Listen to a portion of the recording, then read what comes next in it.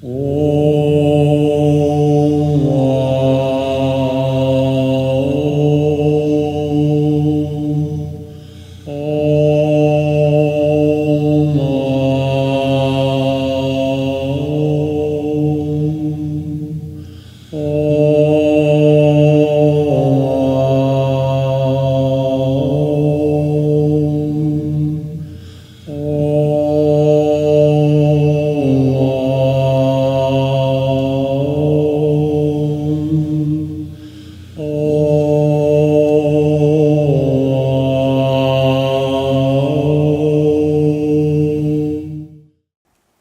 this is session 3 of life and death transitions.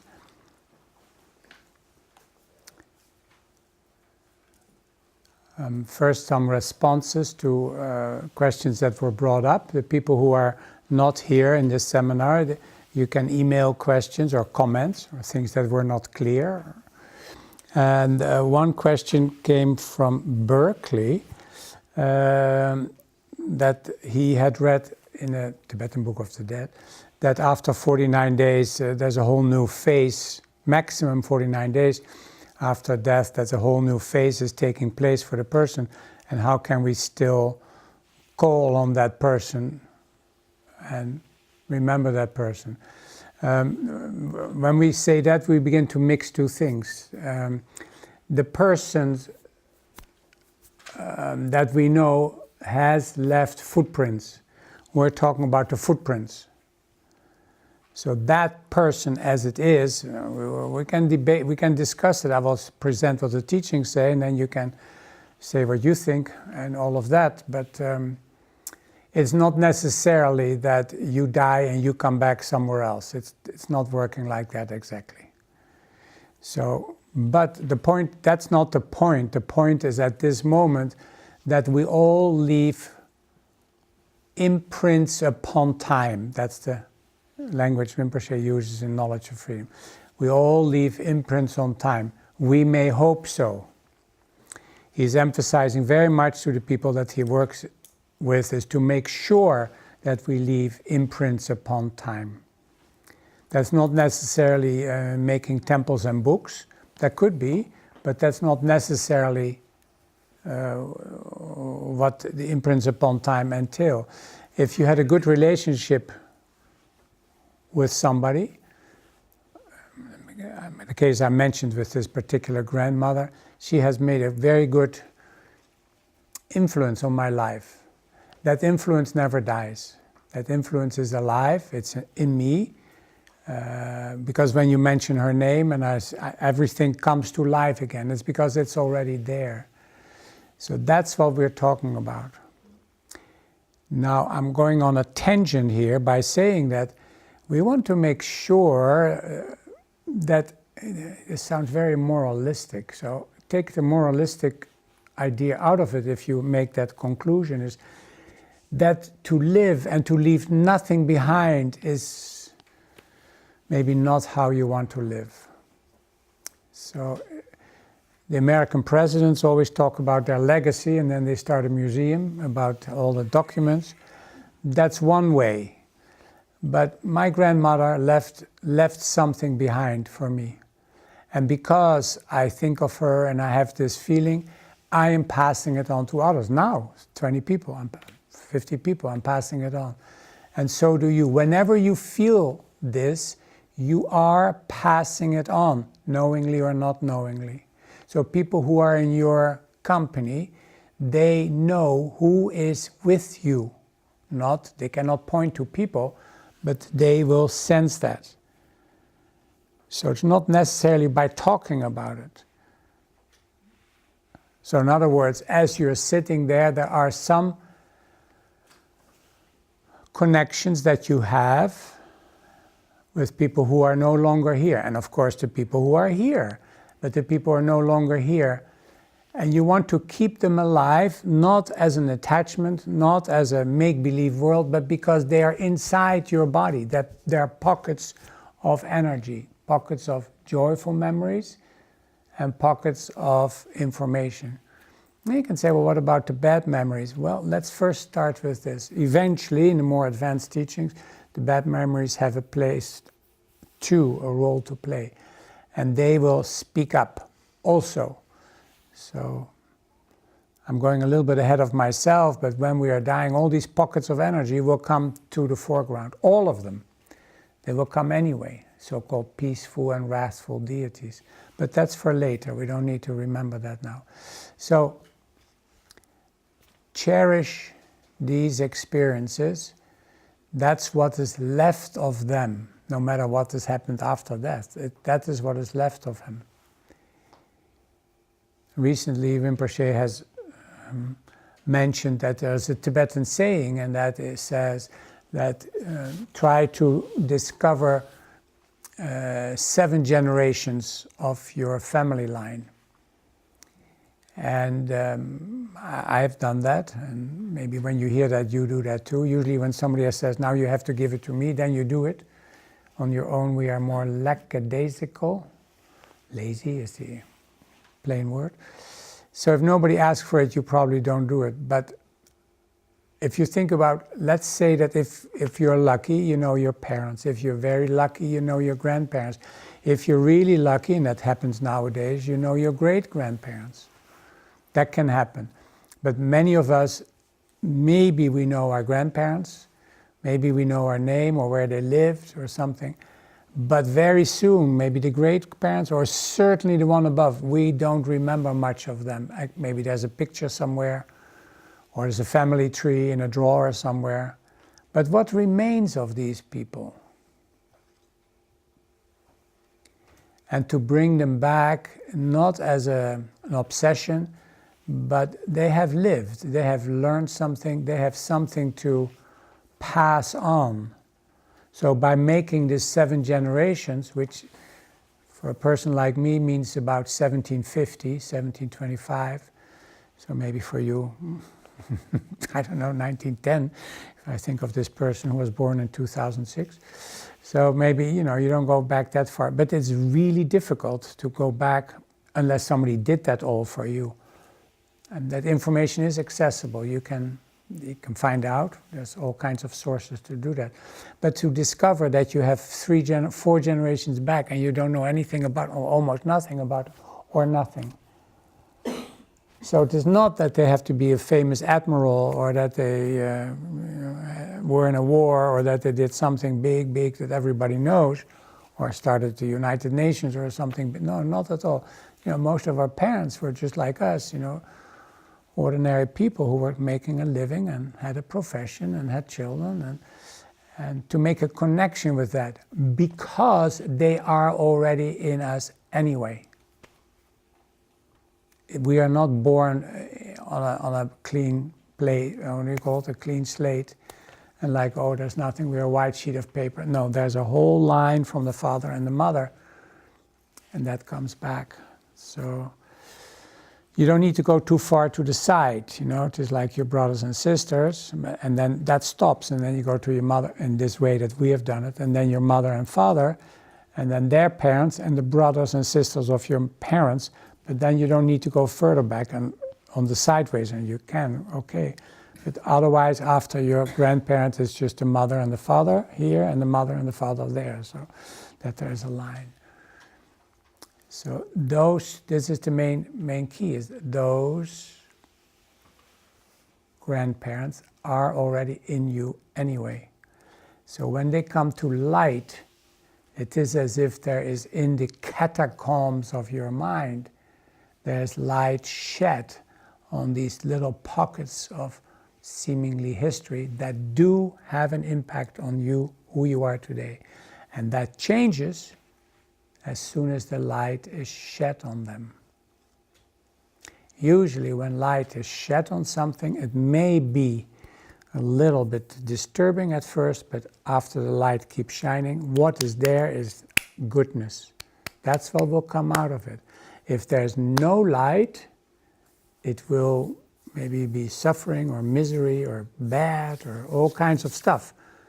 And it's the same for us. If we are able to shed light on ourselves as deep as we can, which we will do as we are progressing, if light is shed on the within of the within, or the centerless center, whatever language you like, but deep inside, the more light it becomes, the more clear it becomes, the more good it becomes.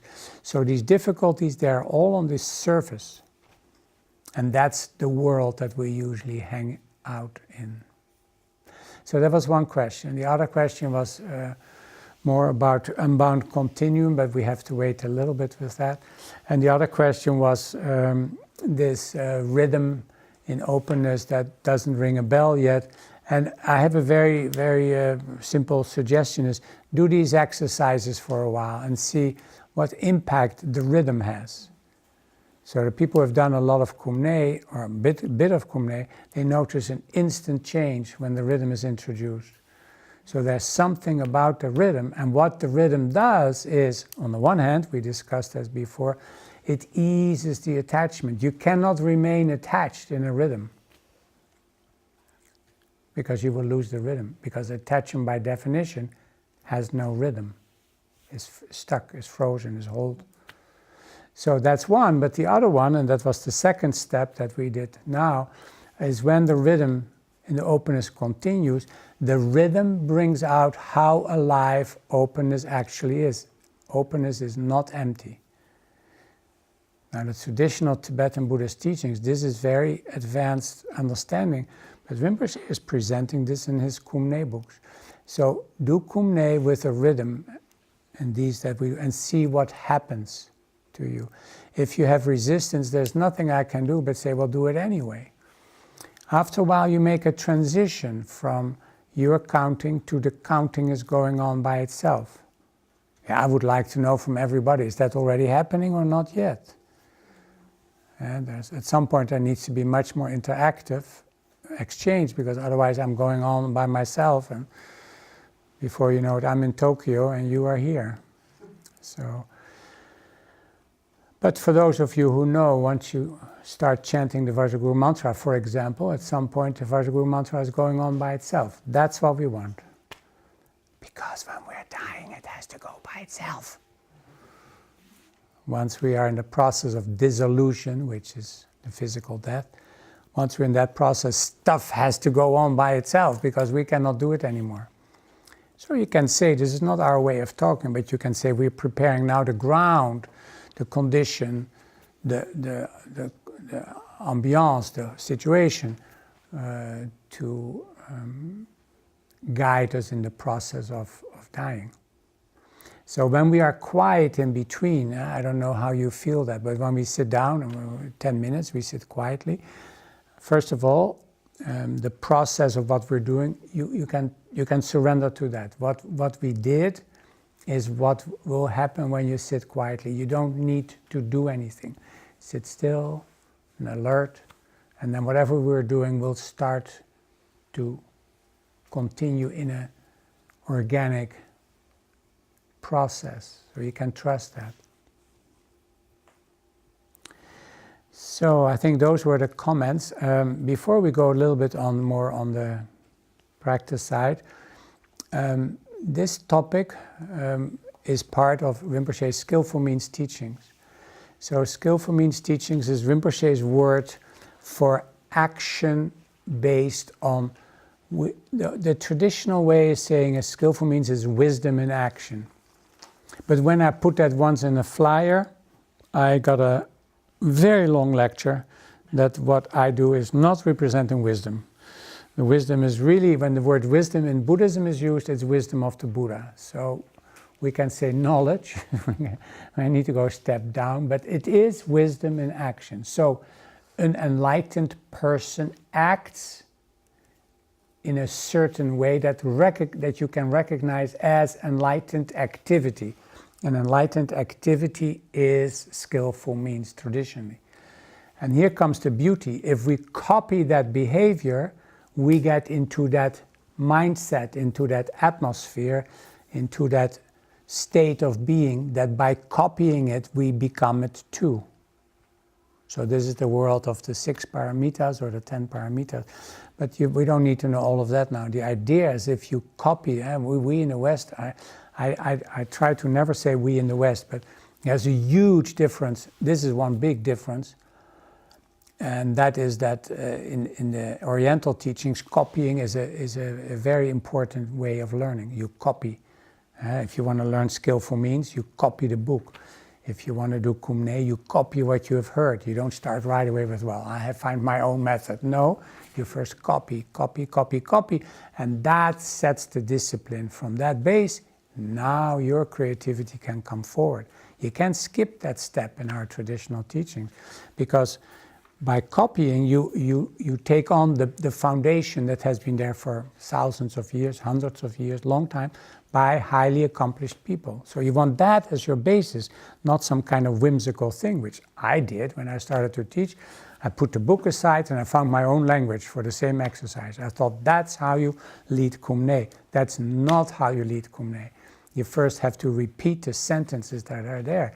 You can make different breaks and you can take but copy, because the knowledge is in those words, not in mine or yours. So as I do this longer and longer, I stay closer and closer to the text, because then there's the foundation. But what is much more important, that if I stay close to the text is coming to me. If I do my own way right away, there's nothing else coming. And of course, I will go away. So if I stay close to the text will open up. I start to see things that I never saw before. Not because I am smarter, but because the teachings are coming to me. So there's layer, wave after wave is coming to me. And that's why we can study one book for 40 years, because it's just opening up. So the skillful means is copying enlightened activity, and then the main characteristic for that is generosity, the most important one. Probably, certainly what Shantideva says is generosity. So to be generous, to not hold on, to give and to receive and to wholly participate. That's the best thing we can do, to go to a highest level, completely participate, always, at any time. So the skillful means was started by people asking the Buddha, well, we are not monks and nuns, how can we become enlightened too? And that's when he says, copy enlightened behavior. And that's the skillful means comes from there. So by using those words, Rinpoche tags on, that's kind of American slang. Kan je het allemaal verstaan, Hans? Je kan altijd stoppen, hoor. Zeg maar gewoon als er iets niet duidelijk is. By using these words like skillful means and odion, what Rinpoche does by using these very, very big words is then to invite all that knowledge and energy that is contained in that idea. And we think we should make our own term. That's okay, I do too, that's very creative. But it doesn't go deep. You know, if I come up with a name, it doesn't go deep. But if I use a traditional name, and you know, nobody in the world knows skillful means. If we advertise here, we have a skillful means session, nobody comes. So we have to make another word or this, but skillful means, that is what this is. So this teaching is skillful means because it is about activity. So whenever activity is concerned, it's skillful means. At the Kumne is being, is not doing, it's about being, discovering the nature of being. There's no doing involved, being. Skillful means is doing. So how do you manifest? What are your actions like? It doesn't have to be Dharma activities. It can be staying at home, taking care of the kids, or working and taking care of the kids. You know, that's very, very important work, obviously. So that activity can be skillful means. It's not reserved for certain people. So living and life and death transitions, that specific teachings we use for people who work with sick and dying people. So in the 1970s, late 70s, I gave 3 9-month programs. That's how it started. And the luxury of having 9-month programs, I don't do any more 9-month programs, but 9-month programs, twice a week for 3 hours and 1 Saturday a month for 9 months. And then when they were finished, they were either holistic health counselors or they were the front runners of hospice. And that was the hospice came with Elizabeth Kubler-Ross at that time. That's the time I'm talking about. So that's when we started. But our teachings as we present them, this is nothing to do with becoming a holistic health counselor or life, death, or death transition, hospice worker. That could be, but could also be, what we nowadays would say a life coach, or helping somebody with, what are the guidelines for life. But in this teaching, it's always the guidelines for life are based on the certainty of death. That is the basis. So what we're going to say about living is based on the fact of the certainty of death. That's the only security we have in that model. So in Skillful Means, we have about 6 models. The first is transforming stress into well-being, which is actually a kind of adapted Four Noble Truth teaching. And that was based on Rinpoche saying you need to design a stress reduction program. And the beauty of that program is that you can do it while you work, while you live. You don't need to have a separate time for that. And that the causes of stress become actually the sources of success. That's the beauty of that program. So whatever makes you all tied up and overwhelmed, the same sources that make you feel that way can actually be opened up and transformed into sources of well-being. And then the second one is not necessarily in order, it's the power of time. That's 2. We have done that here a year ago. And number 3 is training mind for leadership. That's a tricky one that I like very much, because training the mind for leadership attracts people who are going to lead other people. I want to train a mind for leadership, so I'm going to be the leader of people. All right, they will find the first 3 lessons are for them. But the beauty of that program is train the mind for leadership. That means instead of having the mind producing habitual patterns, now we're going to ask mind to become the leader of your life. So to take leadership and not be kind of a burden, that has thoughts and that wants something and that needs something. No, there's inside mind is maybe the most interesting thing we can discover, and that is that there's an internal desire and design that is programmed for fulfillment. If you want to read more about that, that's in the 3rd chapter of Teachings from the Heart. For me personally, one of the most impactful chapters is listening to ourselves. And the last Rinpoche says it's very interesting to discover mind, because within mind there's a design. That's the Tathagata Garbha. Within mind there's a design that if we allow it to be, it will manifest an unfolding process of reaching or manifesting your potential. That is within us, that program. And that program is trying to go in that direction. So transforming stress into well-being, power of time, training mind for leadership. And the next one is actually team building, but it is positive, it's collaboration for positive change. There's 3 elements to that. And the 5th one is mandala, is blueprints for success. And then the 6th one is living life-death transition. Now you know where it's coming from. So Rinpoche introduced these teachings in the mid-70s, and we're building modules on everything he has said so people can learn it and pass it on to others. Okay, let's go a little bit back to what we were doing. We're just beginning, so maybe you're not ready to say what your experience is, but if I go back to my experience with other people and myself, is that when you have to cross off 5 people, you may feel, maybe none of you, but they certainly did in other groups, people feel that they betray people. Like if you cross them off, that you betray them, as if you don't care about them really. But what you cross off is your attachment to them. As soon as you cross them off, what do you feel? Maybe first betrayal, maybe something else. But if you stay with that experience, you will first, maybe you have a different order. This is not linear. This is not gradual. So you may have everything at once. So maybe you feel that you betray them by letting them go.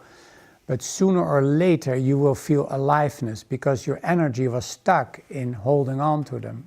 And that energy is now available. That's why we did the one, trust your aliveness. This is the exercise that fits the best to the text in the next 8 days. The one we did, trusting your aliveness. Trust your aliveness, so you feel more alive. Trust that, because that's what you are. You are an ongoing configuration of aliveness.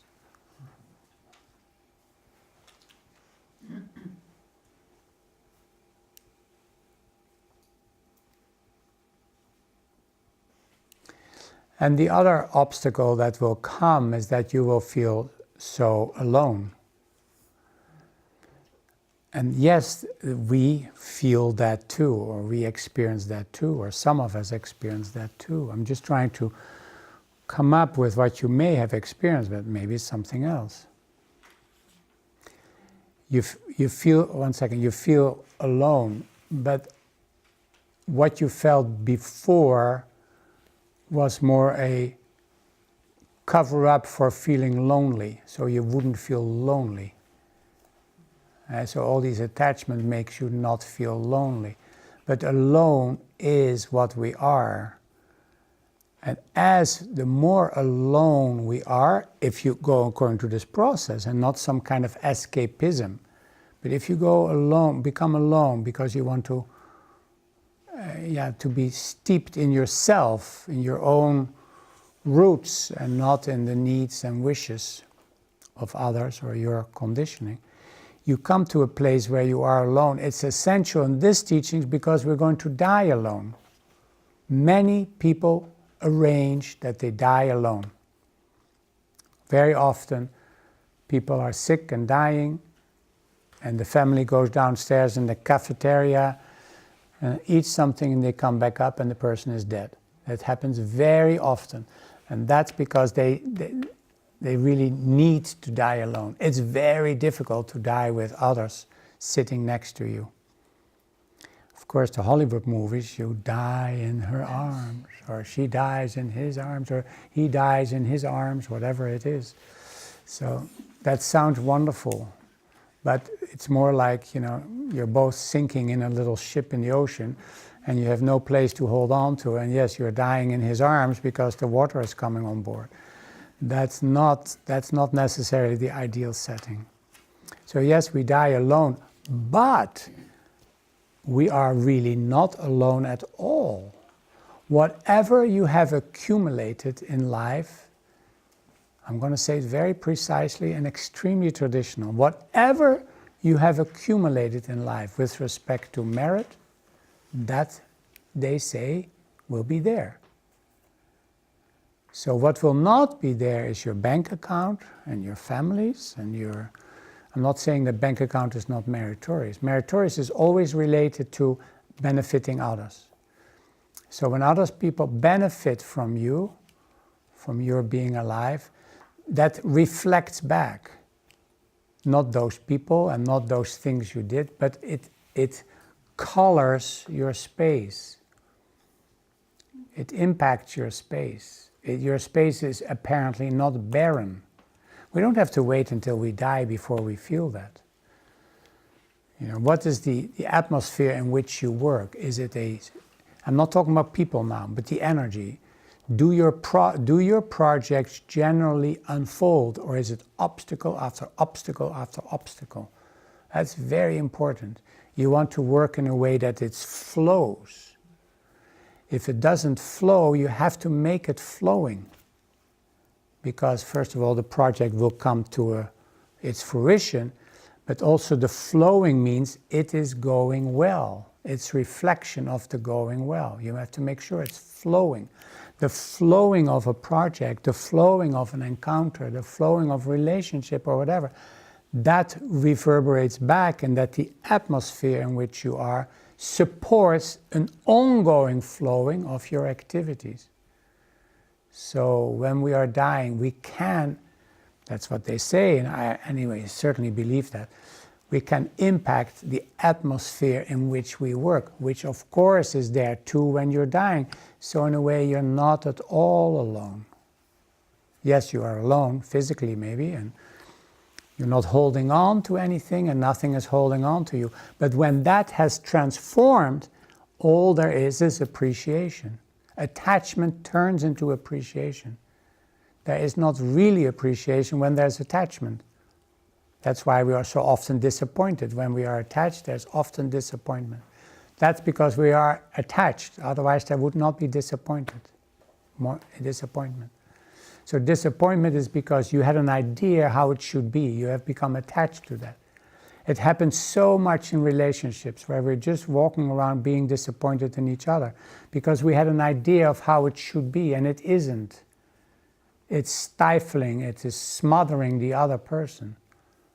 I may be disappointment, but can you imagine what does it do to the other if I keep saying I'm disappointed? Nothing will remain of you if I keep being disappointed in you. So disappointment is because there's attachment. If there's no attachment, it's a big statement, no attachment, but as attachment eases, appreciation takes its place. I think one more and then we do our final thing.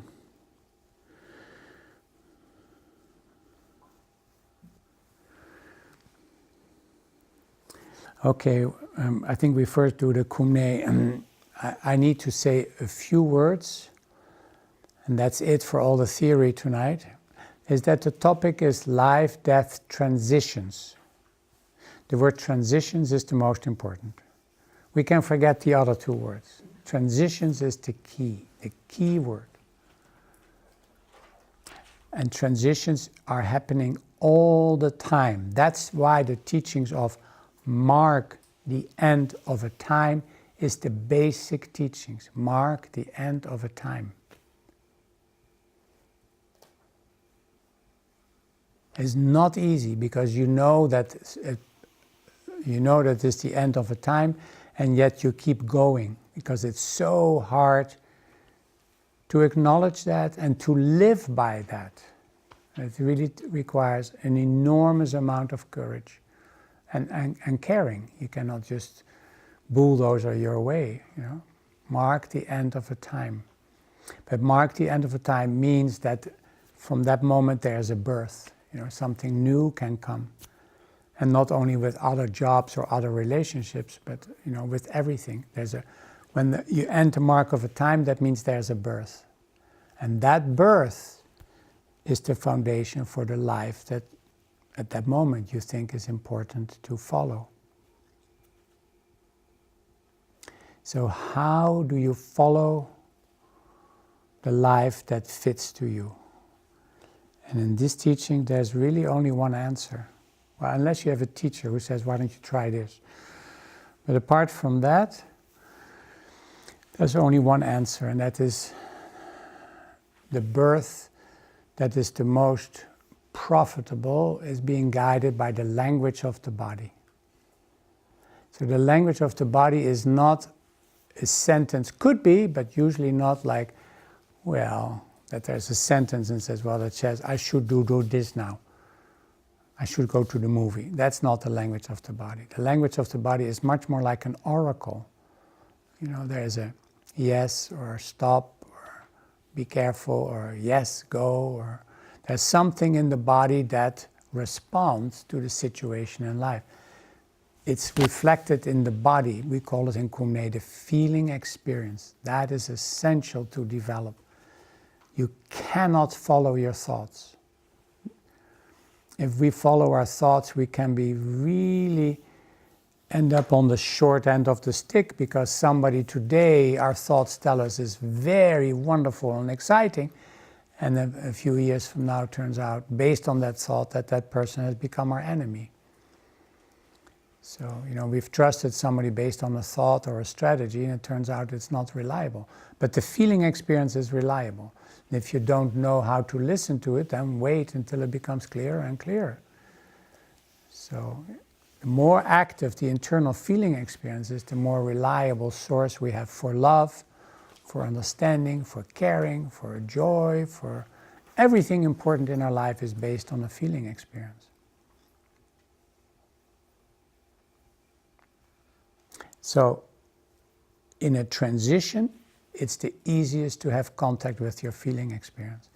And since transitions are going on all the time, it should be relatively easy in theory. So mark the end of a time and you're in touch with the transition. There's a transition. And the Buddhists in the Tibetan teaching, they call that transition a bardo. And if you were not there, and the people who are listening through webinar, in the Living Without Regret, there is like 6 pages on bardo. Please read that. Number 1, then I don't have to repeat it. And 2 is I cannot repeat that clarity on command. That took a lot of work to get that on paper. So if you read it, then we can talk about that together. So it's bardo in the book Living Without Regret. It's very, very, very practical. It's based on the transition. The phone rings and there's a brief moment that you don't know who it is. Nowadays they have the number, right? But not if you call from Skype. Then it says no identity. No. So if you call from Skype, they don't know who you are. So I sometimes call somebody by Skype and they don't pick up the phone because they don't want to know. They want to know who it is. And then they listen to the voice and say, oh yeah, I should have picked up. Unregistered number or something. You can do that in the United States too. You can ask for a not registered number. So they call and you don't know who it is. So you hold here. And then could be wonderful or could be terrible. Right? If the IRS, if the federal tax calls you, then you shiver. But if a dear friend calls or a teacher starts getting going, then you may be scared too, but that's a good scaredness. So bardo is this moment where you don't know what is happening. You don't know. And finally, before we end with a little bit kumne, Rinpoche says or the teaching also, we are always in a bardo.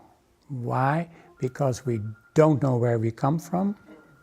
If you don't know where you come from, maybe we do, but not in life. We don't know where we come from. And we don't know when and how we're going to die. That is a big uncertainty. That is a big transition. We are living in a giant transition, kind of in space, and we don't know what our ground is. And our ground is going to become openness. That's the ground we're going to learn this 10 days or 8 days, more and more. That is our ground, that is our certainty. Nothing else is certain except the space, the fundamental openness that we are manifesting in.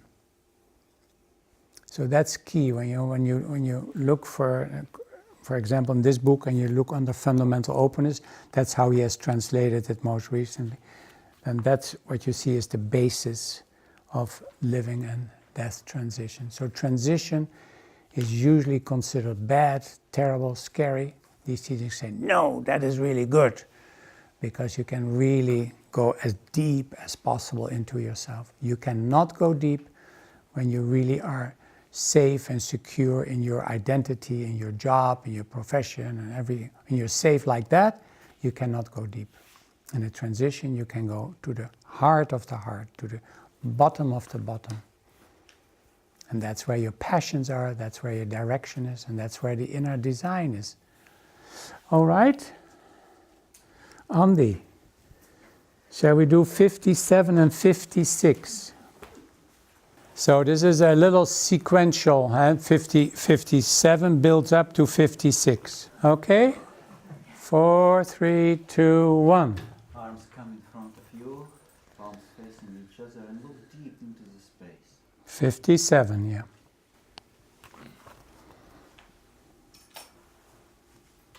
Now, keeping looking deep into the space, right arm starts to go up, left down, but slide your gaze beneath your right arm, as if it slowly, no gaps, slides all the way down into your armpit, and you look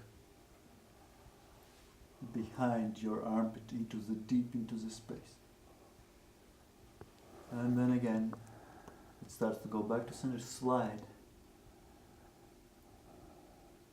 Smooth, no gaps. Follow your arm back to the center. And then switch to other side. Smooth slide deep into the space. So Rinpoche writes something very easy. The deeper we go, the more open and spacious we become. The deeper we go, the more spacious and open we become. Center. Counting. 1, 2, 3, 4. Hold. 2, 3, 4. Center. 2, 3, 4. Other side. 2, 3, 4. Hold. 2, 3, 4. Center. Look deep ahead and look deep to the side. 3, 4. 1, 2, 3, 4. The deeper we go, the more open and spacious we become. 4, 1, 2, 3, 4, 1, 2, 3, 4, 1, 2, 3. Look deep, No deep. holding back. 2, back, no holding. Back, no holding more. 3, center, the side. 4. The deeper you go, the more open and spacious you become.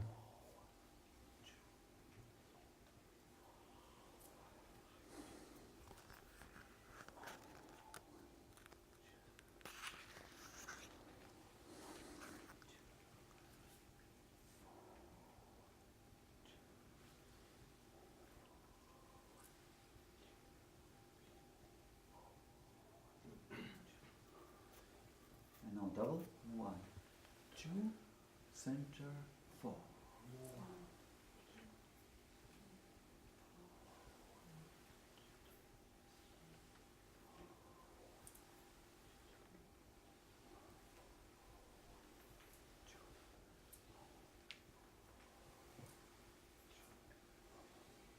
One more double. 1, 2, 4. Go deep, go deep. 2, 4, 2, 2, 4. Double down. 2, 4, 2, 4, 2, 3,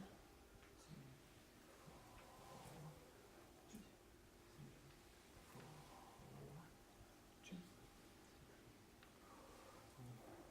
2. Double down. 2,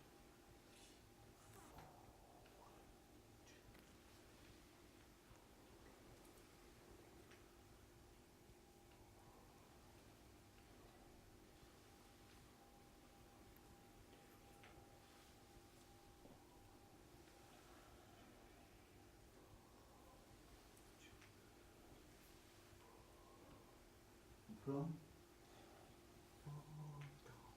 2. 56. Right arm comes forward.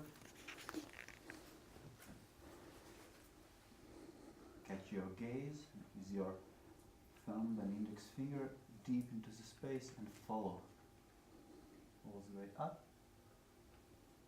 And now you join the movement with your left arm.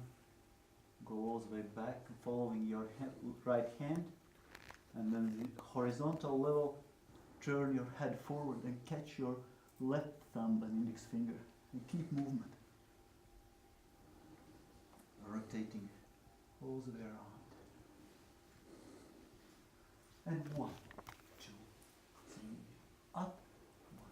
Opening your range of Back, motion. From 2, 3, 4, and 1, 2, 3, 4, and 1, 2, 3, 4, and 1, 2, 3, 4, and 1, 2, 3, 4, and 1, 2, 3, and double.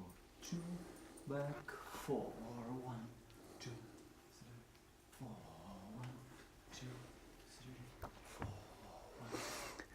Imagine your movements are dancing.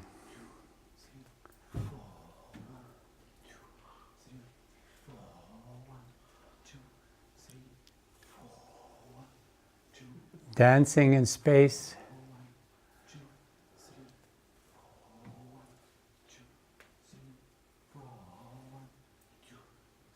Making contact with planets and stars. Bounce a little bit in your knees.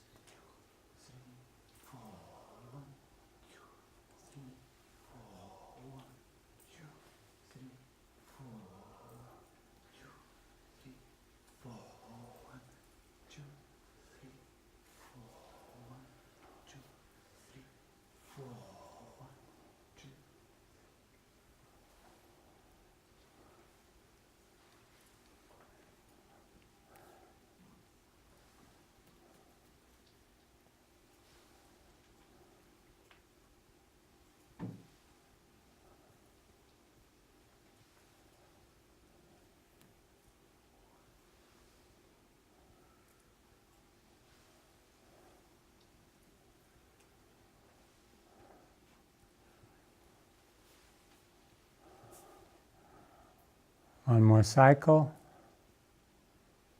Next time your right arm is down, stay down, is right.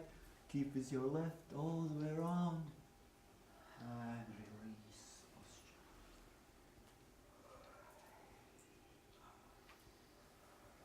Let's sit down for a few moments.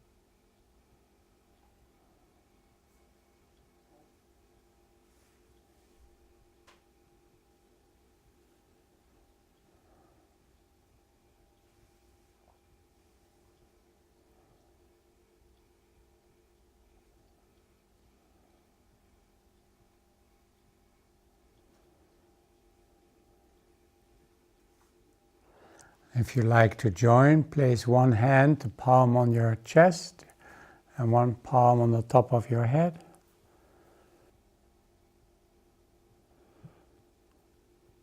And reverse, the upper hand goes to the navel, the lower hand goes to the throat. So your thumb is on one side and your fingers on the other.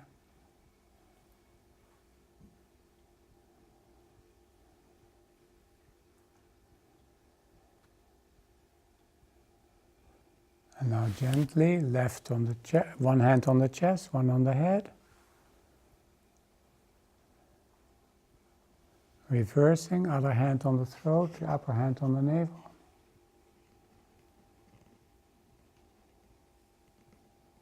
Last time.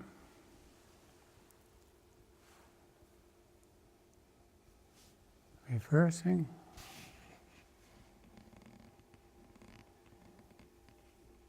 And sitting for a few moments.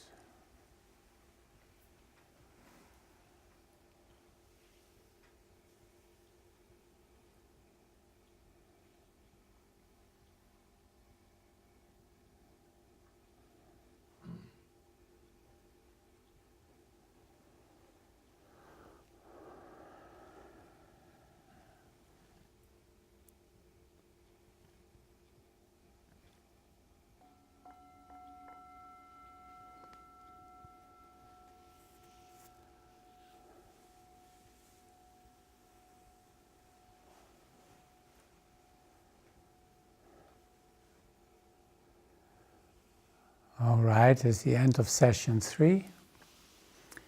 I hope it was good for you. We'll meet again tomorrow. Om Mani Padme Hum Re. Om Mani Padme Hum Re. Om Mani Padme Hum Re. Om Mani